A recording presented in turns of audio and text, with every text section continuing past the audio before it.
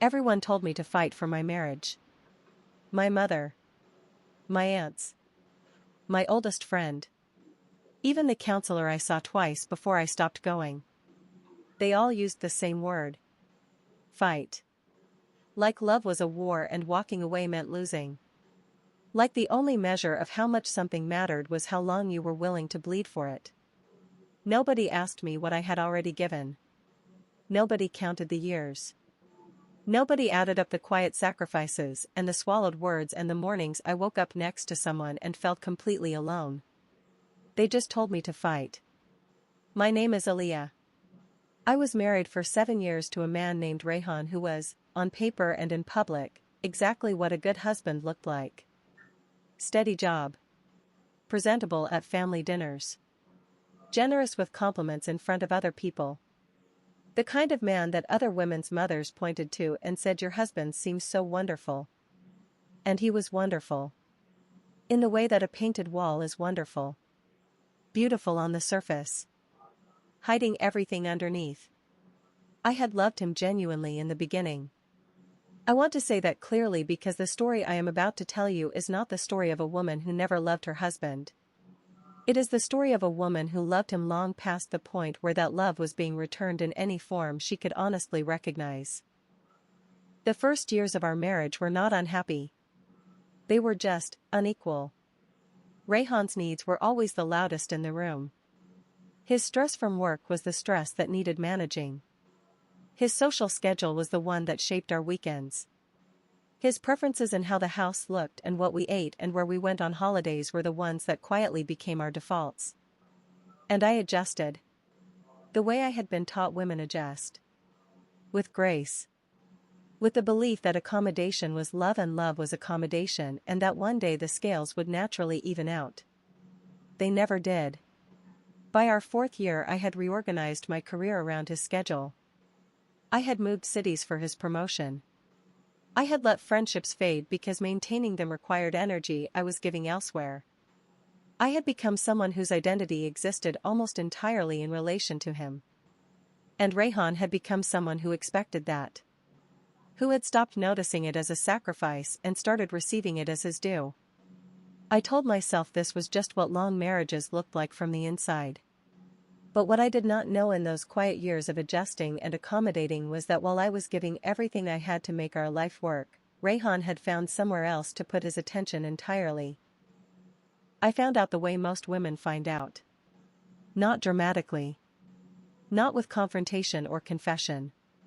With a notification on a phone left unlocked on a kitchen counter while its owner was in the shower. A message. Warm and familiar in a way that messages between colleagues never are. The kind of message that has a history behind it. The kind you do not send to someone you are only professionally connected to.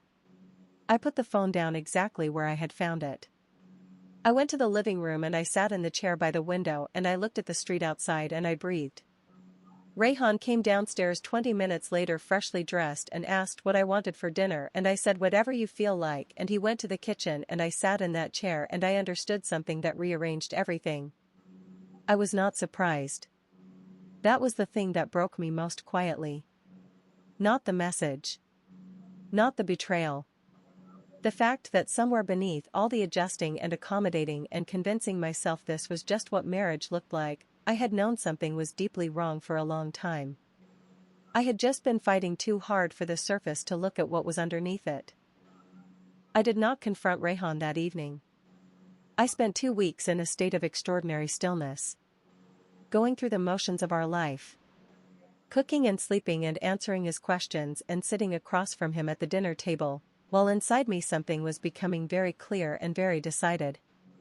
I called my sister Nadia on a Thursday afternoon and told her everything. She said, "What do you need right now?" Not fight for it. Not have you tried talking to him. Just, what do you need? I told her I needed to understand what was actually true before I said a single word to Rayhan. I needed to know whether what I had seen was what I thought it was. And I needed to do that without tipping my hand and giving him the chance to construct a version of events before I had found my footing. Nadia said she understood.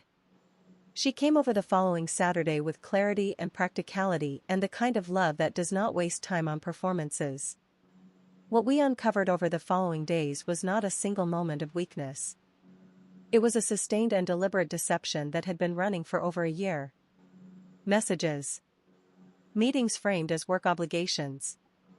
Weekends away that had different explanations depending on who he was telling. I sat with all of it. I let it land completely. And then I called a lawyer. Not out of revenge. Out of clarity. Because I had spent 7 years adjusting my life around a man, and I was not going to spend the dissolution of that life adjusting around his comfort either.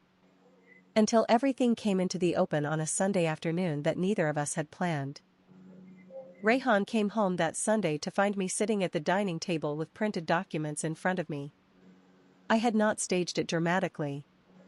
I had not invited an audience. I had simply decided that I was done carrying the knowledge alone and that it was time for the conversation to happen on terms I had set for once. I told him what I knew. Calmly and completely. I told him the dates. The messages. The pattern. He went through the stages quickly. Denial that collapsed almost immediately because I had not left him any room for it. Then something that looked like remorse but felt more like the panic of someone whose carefully maintained story had just become visible. He said it meant nothing. He said he had been going through something. He said he still loved me and we could work through this, and he did not want to lose what we had built. I listened to all of it. Then I told him what I had already put in motion. The lawyer. The documentation. The steps I had taken quietly and carefully over the previous weeks while he had been living as though nothing was different. The color left his face. He said, "You were planning this without telling me." I said, "You were living a double life without telling me." We both kept things to ourselves. The difference is I kept mine in order to protect my future. You kept yours to protect your comfort. The months that followed were not painless. Divorce never is. Even when it is right. Even when you are the one who chose it clearly and without doubt. There is grief in it that has nothing to do with wanting to go back. Grief for the version of the future you had believed in. For the years that were real even when the person was not fully present in them. I allowed myself to grieve properly this time. Without managing it for anyone else's comfort. Rayhan's carefully maintained public image developed its own cracks in time. The truth has a way of becoming known in the circles where people thought they knew everything. I did not spread anything. I did not need to. The people who mattered found their way to the truth on their own. My mother stopped telling me I should have fought for it about 4 months after the divorce was finalized. She called me one evening and said simply, "You seem like yourself again. I had not realized how long you had not seemed like yourself." That observation from my mother undid me more than almost anything else. Here's what letting the truth win taught me. Fighting for a marriage is not always the brave thing. Sometimes the brave thing is refusing to fight for something that has already been quietly dismantled by the other person.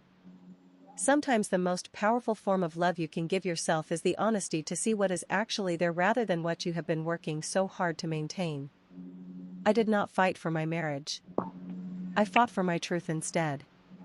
And my truth gave me back something I had lost so gradually I had almost stopped noticing its absence. Myself. Whole and clear and entirely my own.